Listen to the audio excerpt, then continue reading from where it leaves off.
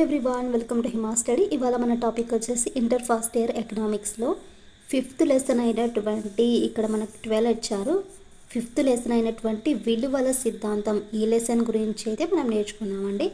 Last వీడియోలో ఉత్పత్తి సిద్ధాంతం అయితే నేర్చుకున్నాం కదా. సో ఈ లెసన్ వచ్చేసి చాలా చిన్నది అండ్ కొన్ని ప్రాక్టీస్ బిట్స్ అయితే ఉన్నాయి. మనకు మెయిన్గా టెక్స్ట్ బుక్స్ని బేస్ చేసుకుని వాళ్ళు ఇంపార్టెంట్గా ఉండే కీ పాయింట్స్ అనేవి అకాడమిక్ బుక్లో అయితే ఇస్తారండి. అంటే ఏంటంటే మనకు టెక్స్ట్ బుక్లో ఉన్నంత లెంగ్తీగా అయితే మనకి ఇక్కడ ఉండదు. ఇన్ కేస్ మీరు టెక్స్ట్ బుక్స్ ఉంటే టెక్స్ట్ బుక్స్ ఫాలో అవ్వండి. లేని వాళ్ళు వచ్చేసి అకాడమిక్ బుక్ ఉంటుంది కదా, వాటిని యూజ్ చేసుకున్నా కూడా ఏం పర్లేదండి. దీన్ని కూడా మీరు హ్యాపీగా యూజ్ చేసుకోవచ్చు. అండ్ క్లాస్ చూడబోయే ముందు మన ఛానల్ని లైక్ చేసి, షేర్ చేసి, సబ్స్క్రైబ్ చేయడం మాత్రం మర్చిపోకండి. అలాగే కామెంట్ అయితే చేయండి క్లాస్ ఏ విధంగా అనిపించిందో. సరే, మరి లేట్ చేయకోకుండా క్లాస్ అయితే చూడండి. ఇక్కడ సాధారణంగా మనకు వస్తు సేవల అమ్మకాలు కానీ కొనుగోలు కానీ చేసే ప్రదేశాన్నే ఏమనేసి పిలుస్తారంటే, అంటే వస్తు సేవలు లైక్ ఏదైనా కానివ్వండి, అమ్మడం కానీ కొనడం కానీ అలా ఉండే ప్లేస్ని, అలా ఉండే ప్రదేశాన్ని ఏమనేసి మనకు పరిగణిస్తారు? మార్కెట్. ఆ మార్కెట్లో మనకి ఏమేమి ఉంటాయండి? అమ్మడం ఉంటుంది ప్లస్ కొనడం ఉంటుంది. అమ్మకాలు జరుగుతాయి, కొనుగోలు కూడా జరుగుతాయి. అలాంటి ప్లేస్నే మనము మార్కెట్ అయితే అని అంటారు. ఆధునిక కాలంలో మార్కెట్ భావనలో గొప్ప మార్పులు అనేవి ఏర్పడ్డాయి కదా. మరి ఈ ఆధునిక కాలంలో ఒక వ్యక్తి వస్తువును కొనడానికి, అమ్మడానికి మార్కెట్కు వెళ్ళవలసిన అవసరం అనేది లేదు. ప్రజలు టెలిఫోన్, ఇంటర్నెట్ సదుపాయాల ద్వారా దూర ప్రాంతాల నుంచి వస్తువులు కొనుగోలు, అమ్మకాలు జరపడాన్ని మనం గమనించవచ్చు. ఫర్ ఎగ్జాంపుల్, మనం ఏదైనా ప్రోడక్ట్స్ బుక్స్ అనుకోండి, మనము ఒక బుక్స్ నెంబర్, షాప్ నెంబర్ని కాల్ చేసామనుకోండి, వాళ్ళకు ఫ్రీగా మనకు హోమ్ డెలివరీ అనేది చేస్తారు. ఇంటర్నెట్ అనేది మనకు సదుపాయం ఉంది. దాని ద్వారా కూడా మనం ఆన్లైన్ ద్వారా కూడా మనము వీటిని అయితే అమ్మడం కానీ, ఓలెక్స్ ఉంది. ఓలెక్స్లో మనకు పాడైపోయిన బైక్స్ కానీ అలాంటివి అయితే ఉన్నాయి కదా, వాటిని అమ్మేస్తాము. మనకు నచ్చితే కొనుగోలు చేస్తాం. అలాంటివన్నీ కూడా మనకు ఈ ఆధునిక కాలంలో అయితే ఉన్నాయి. దూర ప్రాంతాల నుంచి వస్తు కొనుగోలు, అమ్మకాలు జరపడానికి కూడా మనం ప్రజెంట్ అయితే గమనిస్తున్నాం. మరి అమ్మకందారులను ప్లస్ కొనుగోలుదారులను ఒక దగ్గరికి చేర్చే యంత్రాంగమే మార్కెట్ అని ఎడ్వర్డ్ అనేది నిర్వచించారు. ఏమనేసి అండి? అమ్మకందారులను, అమ్మే వాళ్ళను, కొనుగోలుదారులను, కొనుగోలు చేసే వాళ్ళను ఒక దగ్గరికి చేర్చే యంత్రాంగమే మార్కెట్ అనేసి ఎవరు పేర్కొన్నారు? ఇక్కడ ఎడ్వర్డ్స్ పేర్కొన్నారు. మార్కెట్లను కాల వ్యవధిని బట్టి, స్థలంని బట్టి, పోటీని బట్టి మనకు వర్గీకరించవచ్చు. ఎన్ని విధాలుగా అయితే మనం వర్గీకరించవచ్చు? కాల వ్యవధిని, స్థలంను బట్టి, పోటీని బట్టి మనము ఈ మార్కెట్లు అనేది వర్గీకరించవచ్చు. ఫస్ట్ వన్ కనుక చూసుకుంటే, కాల వ్యవధిని బట్టి మార్కెట్లు అంటే అతి స్వల్పకాల మార్కెట్లు, అతి స్వల్పకాల మార్కెట్లు, స్వల్పకాల మార్కెట్లు, దీర్ఘకాల మార్కెట్లు. ఇవన్నీ దేనిలోకి వస్తాయండి? కాల వ్యవధిని బట్టి మార్కెట్లు ఇవి. అతి స్వల్పకాల, స్వల్పకాల, దీర్ఘకాల మార్కెట్లు, కాల వ్యవధిని బట్టి మార్కెట్లు. స్థలంను బట్టి మార్కెట్లు చూసుకుంటే స్థానికంగా ఉండే మార్కెట్లు, జాతీయ మార్కెట్లు, అంతర్జాతీయ మార్కెట్లు, వీటన్నిటిని కూడా స్థలంను బట్టి మార్కెట్లు అనేసి పేర్కొంటారు. మరి పోటీని బట్టి మార్కెట్లు చూసుకుంటే సంపూర్ణ మార్కెట్, అసంపూర్ణ మార్కెట్. పోటీని బట్టి ఉండే మార్కెట్లో రకాలు ఏంటండి? సంపూర్ణంగా ఉండే మార్కెట్లు ప్లస్ అసంపూర్ణంగా ఉండే మార్కెట్లు. ఇవి మనకు మార్కెట్లలో ఉండే అంటే మనకి ఇక్కడ రకాలు. సరే, మరి దీని గురించి అయితే థియరీ ఇంతే ఇచ్చారండి. మరి కొన్ని ప్రాక్టీస్ బిట్స్ అయితే ఉన్నాయి, వాటిని అయితే చూద్దాం. ఇక్కడ నశ్వర వస్తువులకు క్రింది మార్కెట్ అనేది ఉంటుంది.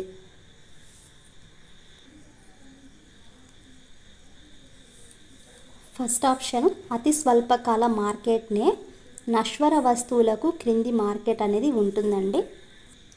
సెకండ్ క్వశ్చన్ చూడండి, క్రింది వాటిలో సంపూర్ణ పోటీ మార్కెట్ లక్షణం కానిది. క్రింది వాటిలో సంపూర్ణ పోటీ మార్కెట్ లక్షణం కానిది.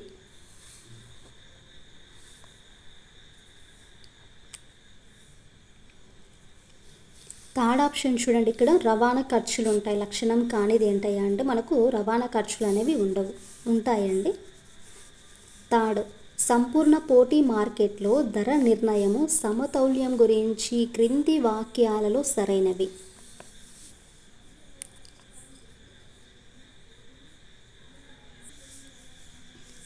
ఫస్ట్ ఆప్షన్ ఏబిసి, అంటే ఇక్కడ ఉండే స్టేట్మెంట్స్ అన్నీ కూడా కరెక్ట్ అండి. సంపూర్ణ పోటీ మార్కెట్లో వస్తువు ధరను సప్లై డిమాండ్లను కలిసి నిర్ణయిస్తాయి. ఉపాంత రాబడి ఉపాంత వ్యయంకు సమానమైనప్పుడు సంస్థ స్వల్పకాలంలో సమతౌల్యంకు చేరుకుంటుంది. దీర్ఘకాలంలో సంస్థ సమతౌల్యంలో ఉండాలంటే సగటు రాబడి ఈజ్ ఈక్వల్ టు ఉపాంత రాబడి ఈజ్ ఈక్వల్ టు దీర్ఘకాలిక సగటు వ్యయం ఈజ్ ఈక్వల్ టు మనకు దీర్ఘకాలిక ఉపాంత వ్యయంగా అయితే ఉండాలి. సో మనకు ఈ 3 స్టేట్మెంట్స్ కూడా కరెక్ట్ అండి. 4th క్వశ్చన్ చూడండి. సంపూర్ణ పోటీ మార్కెట్లో సంస్థ స్వల్పకాలంలో సమతౌల్యంలో ఉండాలంటే పాటించవలసిన నిబంధనలను అయితే గుర్తించండి.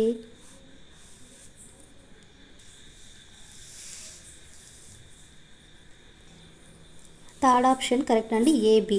ఉపాంత వ్యయం ఉపాంత రాబడికి సమానంగా ఉండాలి. ఉపాంత వ్యయ రేఖ ఉపాంత రాబడి రేఖను క్రింది నుండి ఖండిస్తూ ఉండాలి. 5th question. క్రింది వాటిలో ఏకస్వామ్య మార్కెట్ లక్షణం కానిది.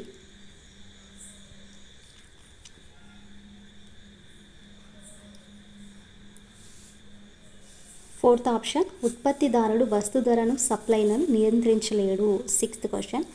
ఏకస్వామ్యంలో వస్తువుల ధర నిర్ణయించినవి.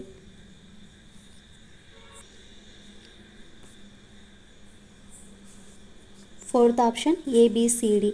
ఏకస్వామ్యంలో వస్తువుల ధర నిర్ణయించేవి ఏంటంటే వస్తూత్పత్తి, లాభాలు, డిమాండ్, సప్లై. 7th. ఏకస్వామ్యంలో సగటు రాబడి ఉపాంత రాబడుల రేఖలు ఈ విధంగా అయితే ఉంటాయి.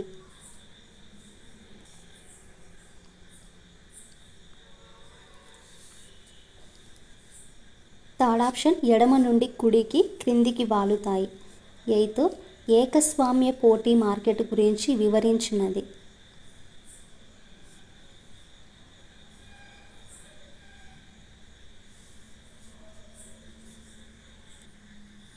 Second option EH Chamberlin, Joan Robinson. Question number 9. క్రింది వానిలో పరిమిత స్వామ్యం యొక్క లక్షణం కానిది.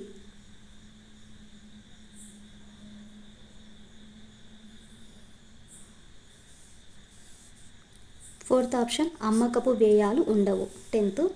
ధర విచక్షణ ఈ క్రింది మార్కెట్ యొక్క ప్రధాన లక్షణం.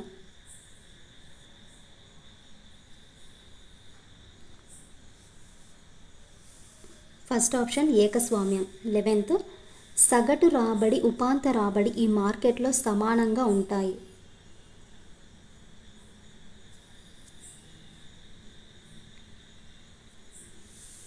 ఫస్ట్ ఆప్షన్ సంపూర్ణ పోటీ మార్కెట్. Question number 12. సంస్థలు తమ మధ్య పోటీని తగ్గించుకోవడానికి సంస్థలన్నీ కలిసి ఒక అంగీకారంతో ఉత్పత్తిని ధరను నిర్ణయించుకునే వ్యవస్థ.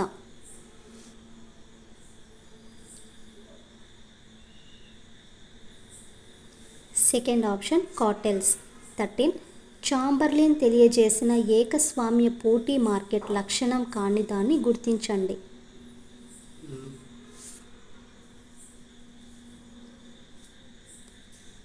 ఫోర్త్ ఆప్షన్ సంస్థలు ప్రవేశించే నిష్క్రమించే స్వేచ్ఛ ఉండదు. సో మనకు ఇదండి విలువల సిద్ధాంతం అనే చిన్న టాపిక్ ప్లస్ మనకు కీ పాయింట్స్ అలాగే 13 వరకు బిట్స్ అయితే నేర్చుకున్నాం కదా. అండ్ నా పర్సనల్గా అయితే నేను మీతో ఒక విషయం అయితే షేర్ చేసుకోవాలనుకుంటున్నాను అండి. నోటిఫికేషన్ ఈ మంత్ ఎండింగ్ కానీ next month first week or second వీక్లో రావచ్చు అనేసి అంటున్నారు. సో నోటిఫికేషన్ వచ్చేంత వరకు మన సిలబస్ అనేది హాఫ్ అయినా మనం కంప్లీట్ చేసుకోవాలండి. నేనైతే ఎవరి గురించి ఏ వీడియోల గురించి అయితే నేను పట్టించుకోనండి. ఎందుకంటే వాటిని చూస్తాము, మనం చూసిన తర్వాత టెన్షన్ వేస్తుంది, భయం వేస్తుంది, ఎప్పుడు వస్తుందా అనేసి ఒక టెన్షన్ అయితే మొదలవుతుంది. సో నేను వేటిని గురించి అయితే పట్టించుకోనండి. మీరు కూడా అంతేనా? నేనైతే ఇది జస్ట్ నా పర్సనల్గా అయితే అంటున్నాను. సో మన పని ఏంటి? సిలబస్ కంప్లీట్ చేసుకోవాలా, బిట్స్ ప్రాక్టీస్ చేయాలా, పర్ఫెక్ట్గా నేర్చుకోవాలి, ఇంతే. అంతకు మించి ఇంకా మన మైండ్ అనేది ఎటువైపు కూడా మళ్ళించవద్దు, అంతే కదా. సో ఇది మనకు చిన్న టాపిక్ అయితే. ఇంకా నెక్స్ట్ క్లాస్లో వచ్చేసి పంపిణీ సిద్ధాంతం. ఫ్రెండ్స్ మీరు ఇక్కడ గమనించాల్సింది ఏంటంటే మనము చెప్పే వీడియోస్ అన్నీ కూడా సిలబస్లో యాడ్ చేసినవే అండి. మీరు నిరభ్యంతరంగా ప్రతి క్లాస్ని కూడా చూడండి, చాలా యూజ్ అవుతుంది. స్కూల్ అసిస్టెంట్ వారిది మీకోసమే అండి. అండ్ మీ ప్రిపరేషన్ని వాయిదా వేయకండి. వాయిదా వేయాలని అనిపిస్తుంది, అబ్బా చూద్దాంలే, ఒక గంటనే కదా, 2 అవర్సే కదా, 1 డేనే కదా అనేసి ఉంటుంది. సో అలాంటివన్నీ కూడా మీరు పక్కన పెట్టేసి మీ ప్రిపరేషన్ని స్టాప్ చేయకోకుండా కంటిన్యూస్గా 12 కానీ 13 అవర్స్ కానీ ప్లాన్ చేసుకుని చదవడానికి అయితే ట్రై చేయండి.